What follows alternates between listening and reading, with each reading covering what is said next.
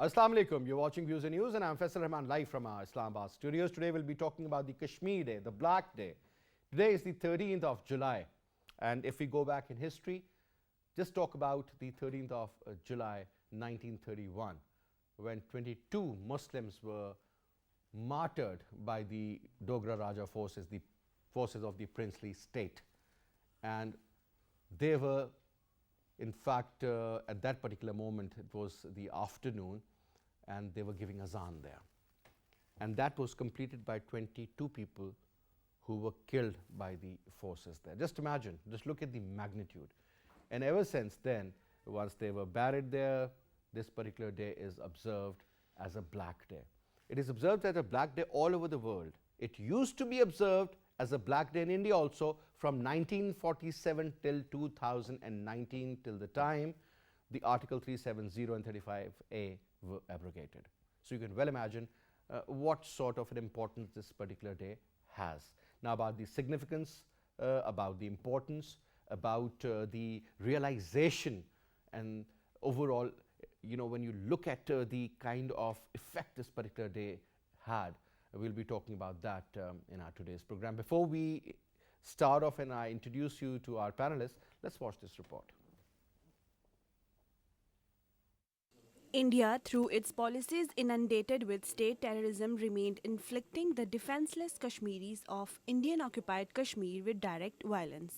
Moreover, India becomes habitual of blatantly derogating the resolutions of the United Nations Security Council and international humanitarian laws due to the criminal silence of the world power and the United Nations' failed role as a supranational organization in this realistic world order. Hence, the defenseless Kashmiris are fighting for their right of determination since 1947 on their own and are facing ultimate suppression and oppression from all the consecutive Indian governments. According to the Association of Parents of Disappeared Persons and Jammu Kashmir Coalition of Civil Society in Jammu and Kashmir, there were 8,000 enforced or involuntary disappearances in 3 decades, and the ratio of these disappearances intensified in 2017 and 2018. In Modi's regime, the extrajudicial killings of civilians in Indian-occupied Kashmir increased with every passing year, with 53 killings in 2014, 160 in 2018, 80 in 2019, above 32 in 2020, and 57 in 2021 up till now. To pay homage to the martyrs and to the struggle of Kashmiris, the world is observing the Kashmir Martyrs Day today. Prime Minister Imran Khan at this day reiterates Pakistan's commitment to Kashmir's cause and said that the indomitable spirit of resistance remains alive as Kashmiri men and women continue to fight illegal Indian occupation. Pakistan stands with the Kashmiris in their just struggle and will not compromise till they get their right to self-determination guaranteed by the United Nations Security Council resolutions. Now, to talk about this, let me quickly introduce you to our panelists. We have with us in our studio on my right is Muhammad Ali Baig. He's a research associate of ISSI. Thank you so much, for your time. Thank you very much. And we also have with us Dr. Waleed Rasool Saab. Needs no introduction. He's a senior Kashmiri leader. Rasool Saab, pleasure to have you on the show, sir. Thank you so much for your time. And we also have with us on Skype Dr. Aqab Malik, expert on foreign affairs and international relations. Aqab Saab, thank you so much for your time. Dr. Saab, pleasure to have you on the show. Thank you. So let's start off from you, Baig Saab, now the significance and the importance of the Martyrs' Day. Obviously, 22 precious lives were lost. These were the initial ones. And ever since then, almost 100,000 Kashmiris have sacrificed their lives. God knows how many people have been wounded, how many have been kidnapped, how many have been tortured, how many women were raped, how many children became orphans. But having said that, sir, now interesting part was that when I was doing the research, I got to know that this used to be also observed in the Indian illegally occupied Jammu and Kashmir till 2019, till the time the Article 370 and 35A were abrogated. So first of all, sir, this particular day, since it's a holiday in Azad Jammu and Kashmir, it used to be observed in Indian illegally occupied Jammu and Kashmir as well. But now, sir, since the whole world talks about it, the whole world observes it, wherever the Kashmiri diaspora is, But where the actual problem lies, they have in fact changed the status. Your take, sir. Let's start off from there. Bismillah ar-Rahman ar-Rahim. Faisal Saab, thank you so much for Pleasure. inviting us here. Of course, indeed, it's a great pleasure to be here. You have pointed out a very true question, because it is the question that every human being, I think, asks almost every day. It is quite a misery that before 2019, August 5, 2019, this day was actually celebrated in India as well. But now, all of a sudden, they have lost that feeling, perhaps. Or how should I put it? Now, the Modi regime is no more a humanistic regime, for that matter. But this is exactly what is happening right now in Kashmir. You gave us a number, 100,000 men who have disappeared and who have been killed. These are only the reported figures. We actually don't have any credible information that how many we have actually lost, how many women were raped, how many children were. Could be much higher. Exactly, number could be much higher, because we don't have any information about. It is without a doubt, India is growingly becoming an apartheid state. The methods they employ, the tactics they deploy, and their overall policy is the same as the deployed and used by the South African regime back in the apartheid days. So we can well assume without a doubt that India is becoming an apartheid state. And moreover, there is one very important observation which I have observed in the past almost 2 years, that there is the Modi regime is remorseless, absolutely no pity. Whatever they do is very aggressive, very virulent, and all their actions are being supported by such a narrative. And this is what they have been doing. This is the thing which hurts me the most, and I think which would, I must say, hurts every human being, is that not only they have an umbrella over the flow of information, I must call it an iron curtain. So this is, I think, this is very, and the situation is not recovering. It is becoming, day after day, it is becoming worse. We have seen recently the Gupkar meeting, and I actually I wrote. I'll talk about that also, because that was something which was happening there. 4 of the former chief ministers were present, including Mehbooba Mufti, the Umar Abdullah, the father Farooq Abdullah, and Azad Saab as well. But having said that, not even a single person from the Hurriyat or All Parties Hurriyat Conference, as you say, was invited. Now, talking about the presence of those individuals, sir, they're always considered as fake, as puppet, and the puppets of the regime of Delhi. But interestingly, sir, when I saw the overall number of people present there, and the way the Indians were showing that on their television screen, that Modi was there, the NSA, Ajit Dawal was there, the Interior Minister, the Home Minister, as they call Amit it, Shah was there. And a very high profile delegation met them. But the real heroes, the real people, the real face of the freedom, that wasn't present, sir. Is it by design? Are they again planning something on similar lines, where they can again have a puppet regime there that can follow the instructions of Delhi, sir? Thank you, Faisal. If you do the clinical analysis of Indian doctrine, it is based on Sam, Dam, Dand and Bed. And they have a set philosophy upon which their all doctrine lies upon. Correct. They are creating the fissures and it has been their set policy since 1931, that they are creating the fissures among the true representatives, and then they are hatching their own group who are working with India. Then again they are exploiting them. For example, when they gave a little space and oxygen to Sheikh Abdullah, who proved a shoulder to New Delhi in Indian occupied Kashmir, then he was arrested in 1953 and put it to jail in the jail up to 1976, and he became power in 1984, and puppet after the puppet. So, when you are talking about their set policy, that is the Baig, they are trying to bribe. If it doesn't work, they are trying to humiliate.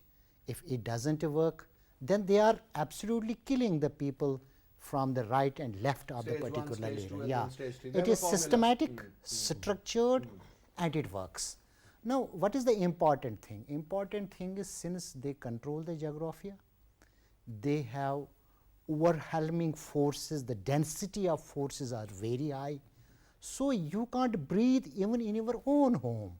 Now, this is the practical situation in occupied Kashmir. Now, whatsoever they do, Homes are raided without any information. yeah, same was done in 1993 by Maharaja. What happened? A man called Qadir Khan, and some historians say, particularly the book written by Justice Saraf, who used to be a Chief Justice, the Kashmir Venus Freedom in volume 2, he mentions, because being a Chief Justice, that is a reliable document and also with a proper reference. He mentions that he was a Qadir Khan, he was an outsider, he just visited Kashmir, and he was actually a servant of major butt. But now important thing is the what you already told, that 17 people died on spot, and what actually happened? They booked him. At the Indian history, they no, what were his words? What were his words? 21 and 22. That matters. What he spoke, that matters, particularly in current situation also. You Kashmiris must wake up. Nobody will support you. You have to carry your freedom yourselves forward. Carry your burden on And your own shoulders, yes. and actual message. What was the actual message? We Muslims of the India are supporting you, and we will keep your support continued. And that was the reason. That was the reason that that was the reason that Maharaja booked him under the treason 24 section A and 253 of penal code, Rambir penal code. Yes. And same penal code changed now in Indian penal code when Maqbul Bhatt was martyred, Abdul Guru was martyred. It's a long list. And it is a long list. So this man initially was charged when he was in Peshawar, right? Yeah. But because of the pressure of the people, this case was taken to Kashmir. Yeah. And over there, when he was convicted, there were thousands of Muslims protesting outside. It was afternoon, correct, sir? Yeah. And is it also correct that it was the time of Zohar prayers, correct? Yeah. What is And the tell us actual? about that story, because that is something which is unbelievable.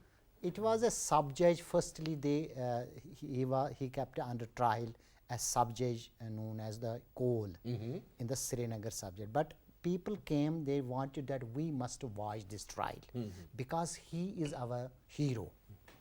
And definitely at that time the Maharaja forces didn't allow the people that they will enter the sessions court. Then they transferred Qadir to Central Jail, Srinagar.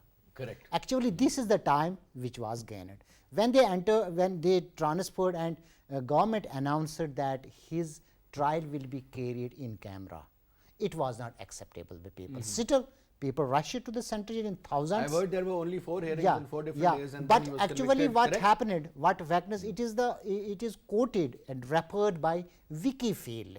Vicky Field was a doctor, a British doctor in Srinagar, and he was in charge of the nearest hospital. He writes that it was the advocate Maulvi Abdullah who was advocating the case of the Qadir. Okay. He came back from the Srinagar Central Jail, and he convinced people that this is not the proper time, it will create problem. I am making my case better, so you might not create any problem here. Okay. So people left from the Central Jail, and definitely there was the time of the azan in nearby big this outside field. They assembled, and one person stood and started his azan. But what happened actually? The governor ordered that since they entered in the compound of the Srinagar Central Jail and now they returned. So there must be some police action. And they arrested few people in the third row of this namaz. So Okay. this created the No, ripples. so it wasn't azan, so they were practically offering their prayers when Yeah, they were yeah, arrested. it was azan because they started the azan because they were in the open field. They started the azan. In the meanwhile, governor ordered that there should be some police action and they arrested 5 people. And this was, the azan was continued and they shooted the person who was giving the azan. So this process continued. Now it is again So all quoted by. those who were giving the azan Yeah, were martyred yeah. one by one. One by one. Now, this is again mentioned by Wikifield that when I did autopsy of these martyred people, everyone got blood on the chest. So it means he Everyone was point was blank shot shot on the chest, sir. on the So chest. they And were it not is shot in the important. back. And now when you are quoting above the numbers, there are different numbers, but actual number is quoted by the Wikifield. 17 people died on the spot, and then the government, Maharaja government, launched a commission, framed a commission that was called the Dalal Commission, and Dalal Commission reported that 1,300 people injured by the bullets. 70 Same day, same same day, afternoon. same afternoon, because they directly a fired on the massacre. mob. It That was a massacre. massacre. Yeah. They directly fired on the mob. Since they have been assembled for the namaz and they directly, and people killed, because definitely there would be some sort of the havoc among the public because mosques were roaming to and fro.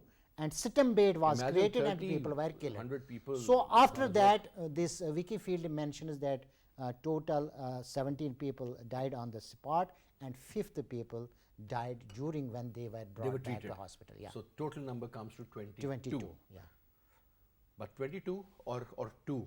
yeah. The point was that these brave people, they sacrificed their life for the religion and for the cause. Exactly. What an amazing story. So let me also now bring in Dr. Aqab Malik. Dr. Saab, I'm sure you heard the story, and I mean, this gentleman, Abdul Qadir Khan, was a real hero. I mean, who would stand against the might of the Dogra Raja or the princely state for that matter, against all odds? But this man did, and that is the reason he died in 1931, but even now we are talking about him. And this is the 90th year, 90th anniversary, sir. Your take, Aqab Malik Saab. I think as far as history is concerned, I would leave that to Dr. Rasool. He's very much an authority on this. My take would be on what is actually happening now in the world and what has happened over the past 90 years as far as Kashmir is concerned, especially since partition and independence of Pakistan and the occupation of Kashmir by Indian forces since 47. So I can talk about that primarily, and my take upon that is that this sacrifice that he made, Qadir Khan, was just a start of the thousands upon thousands of sacrifices that Kashmiris are making every day in the need to have their independence from an occupying military and vicious force and atrocities against them by the state of India. Completely illegal according to international law. The problem is, as it is always the case in many parts of the world, that the powers to be and the socio-economic, political and geostrategic system around the world right now is not conducive for Kashmiri freedom and independence. And that's how atrocious, you could say, the situation is, because this is going to be a prolonged battle, you could say, or prolonged struggle by the Kashmiri people for many years to come. And as people grow in that environment, or the diaspora, the Kashmiri diaspora, melts into the different countries, they should never forget what has happened and where they come from. And they should always keep that light of freedom alive in their hearts, in their minds, in their discussions with other people. I think it's very important that Pakistan does this.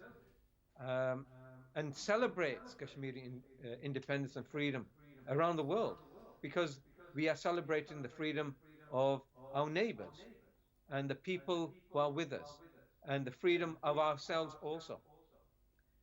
I think the current situation is going to be very difficult. The winds of change have been stopped, you could say, but they haven't.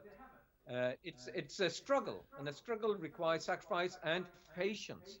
And the problem here is that people should never give up on their dreams. And it's not just a dream, it's a dream that can be achieved.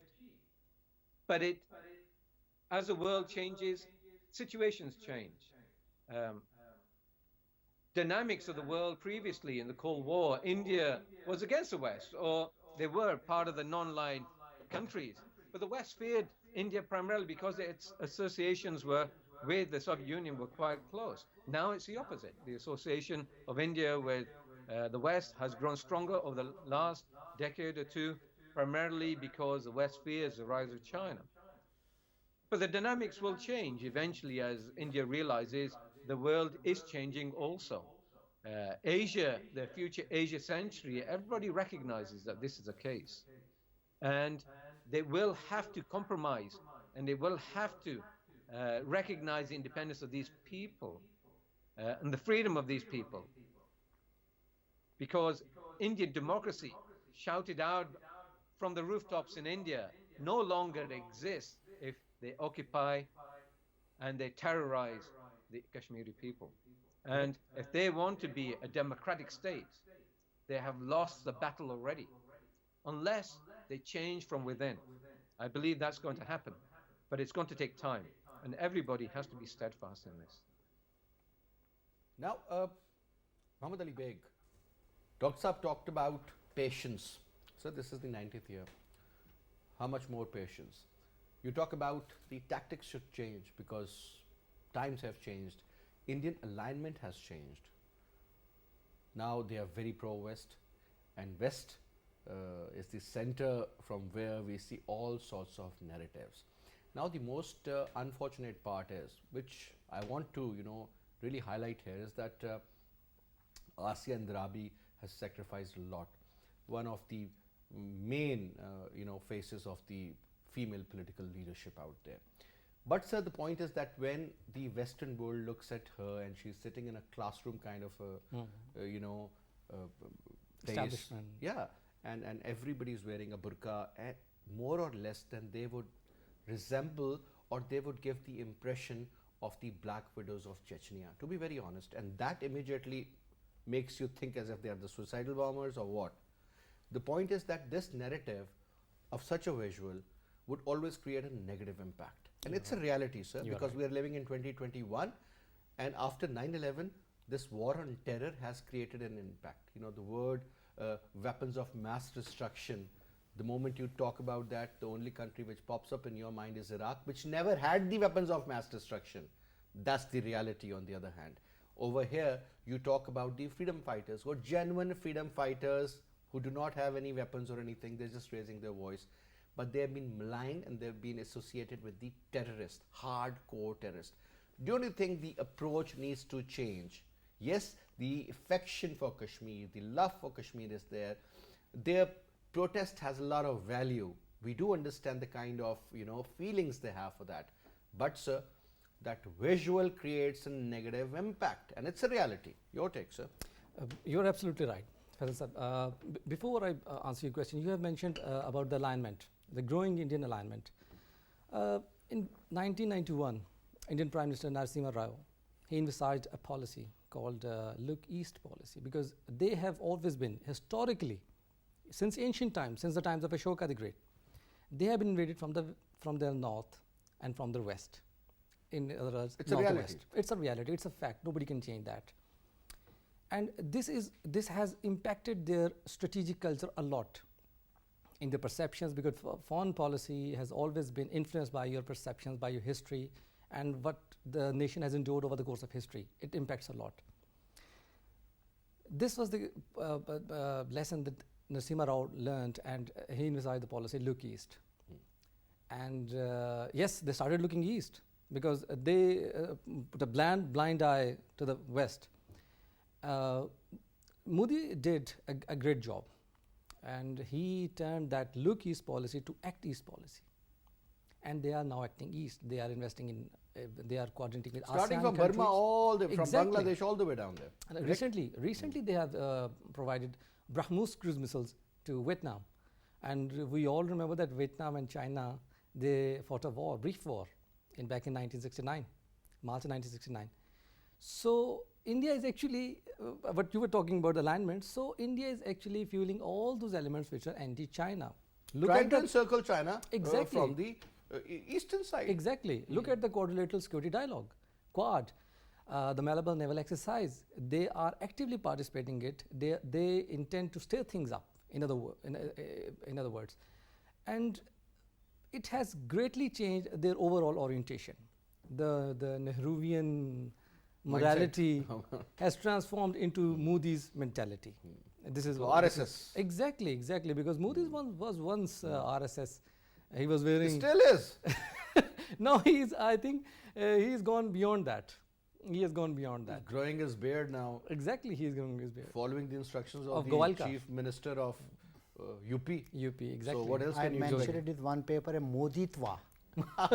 Yeah. Actually, that's better. Advanced form of Hindutva. Yes, I think that's the ultra. Yeah, I form. mentioned it in You're absolutely Moditva. spot on. Yeah. Anyway, sir, please, then I'll come to you. So I think that your other question was, if we see things in the contemporary times, yes, India is actually looking east, but leaning by the west.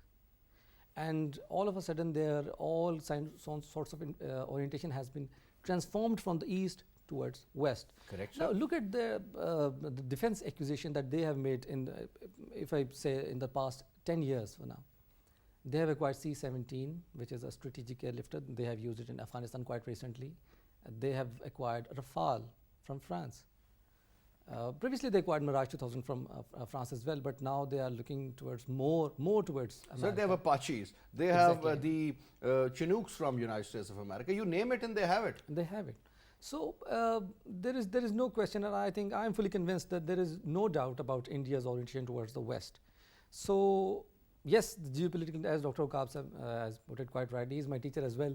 So there is no doubt about India's transformation towards the West. And what is that supposed to mean, sir? The transformation or the inclination of the Indians towards the West means that the West is ruling the world. Sir, as I earlier mentioned, the narratives always come from that side. America ends up imposing sanctions. It is not China or Russia for that matter, so they're also huge powers. But the point is that once you have the support of the Security Council, so many members including France and United Kingdom for that matter, they always support the narrative of the Americans.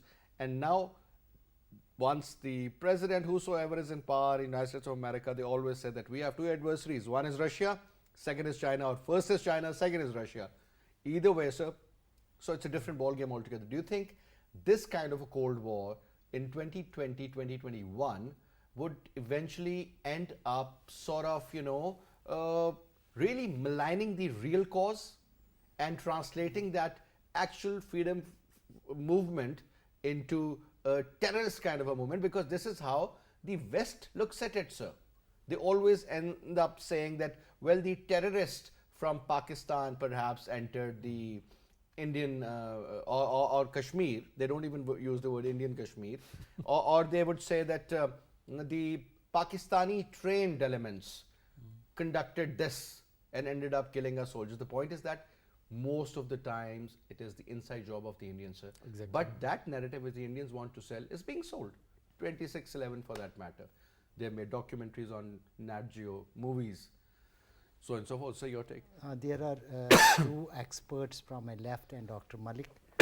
Actually, there is a linear relationship between geoeconomics, geopolitics, and overall the geostrategy of the globe. Ji, Doctor. You know that Russia is still a biggest military power, but she collapsed economically. Various experts say that USA is winding because her economy is irritating her. Otherwise, she will not wind up her bases around the world. have invested so the much one. during the And last 20 latestly, years, a book written by Peter Frankobin, The Silk Roads. It is an blockbuster book. He clearly mentions with 72 variables how economy works empirically. This Correct. is how economy works. Now, if there is a shift from east to west, and our policy, as far as Pakistan's policy is concerned, it's the other way around, sir. When America was a rising superpower, there were two superpowers at that time. Russia was equally bilaterally a superpower. We aligned it with USA, and that was the right time. And the scholars who are who are my teachers also, they think that our foreign policy is at the right side. USA is now in the declining shape, and China is the emerging Sir, shape. we- Now, what we is the say main that, but variable? is it true? Now, sir, what is the main variable? What scientists, social scientists say?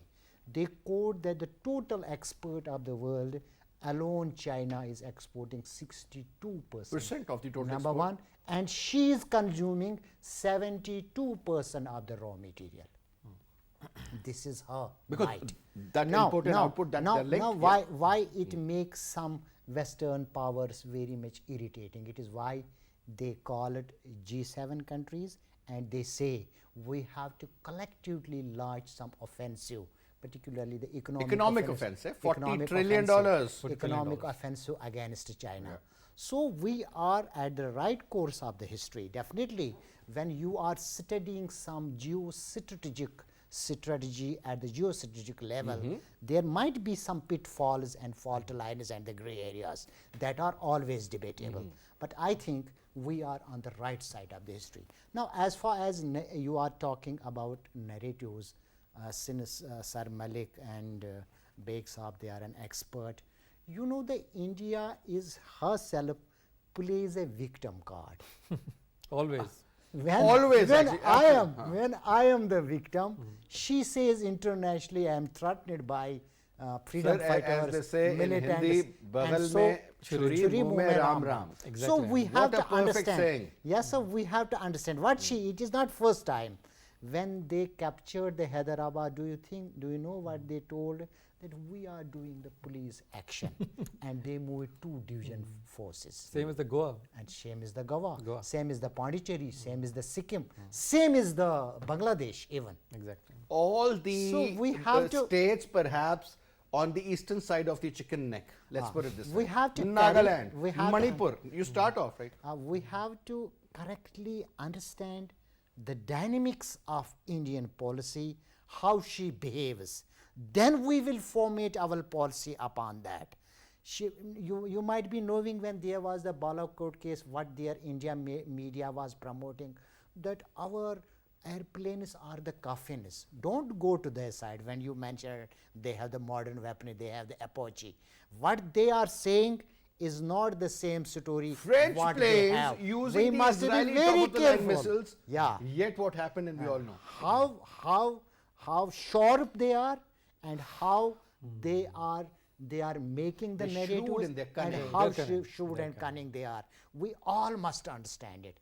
It is a wonderful story of the major dimensions of the geopolitics. I mean, very interestingly explained. Dr. Aqab, once your enemy is shrewd and cunning, not at all trustworthy, yet they're trying to impose as if, they are the victims. What sort of a policy do you think Pakistan should adopt now? Because the time has come, sir. I think we have lost a lot of years also, let's put it this way. And especially post 5th of August 2019, the dynamics have changed. 3.4 million fake domiciles. Just imagine changing the entire demography of Kashmir, putting it into 2, eliminating the word Kashmir, making it Jammu and Ladakh. Now, this is the kind of design they have, talking to the puppet former chief ministers, and then trying to form a regime there, calling it legitimate, but it's not going to be legitimate. Where is it heading?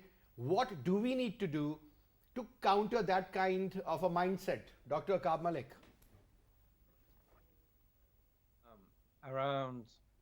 He's not audible. Dr. Saab, 80 you're years not ago. audible. Yeah, now you are. Please go ahead. Around 80 years ago or so, or before that, the Nazi regime in Germany was changing the laws for its own benefit. It was thoroughly discriminating against minorities, the Jews, in fact, as well, especially, and the Slavic people, and anybody that was different from the Aryan ideal, which Hitler was not, by the way. They changed the laws. And then in 1945, Germany was completely bombarded by both sides because it represented something in humanity that was absolutely the opposite of what could be considered humane. It was an atrocious, despicable regime. If you notice what's happening in India, in Kashmir especially, similar things are happening. The world will wake up. There's no doubt about this. When you talk about, and I'm using your terms here, Faisal, the changing of the laws, these are temporary issues. Laws can be changed again. There's no doubt that laws will change. It's just a matter of perseverance of the people, such as what the Palestinian people are doing, persevering against the atrocities committed by the State of Israel and occupying those territories.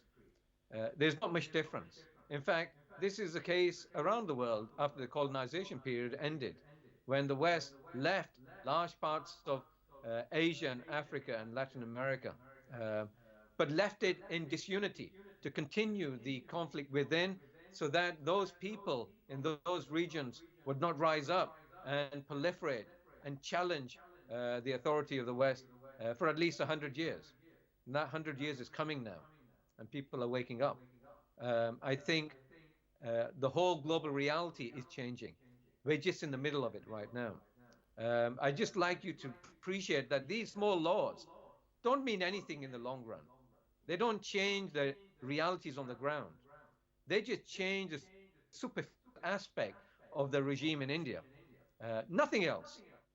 And once you recognize that, and if you can propagate that idea that India is a regime not much different from the Nazi regime in Germany, or Pol Pot in Cambodia, and other Laos and other countries that went through despicable times, once you can propagate that, once you can get the world to recognize that, and not just look at their own particular short-term interest in their alignment, then we can change. You talk about France, you talk about UK, you talk about USA, so many other European countries. I mean, the kind of trade engagement they have with the Indians, I mean, that is very clearly, in fact, making them look forward to, do trade with India and eventually, making them a partner. So why would they go against their wish and their will?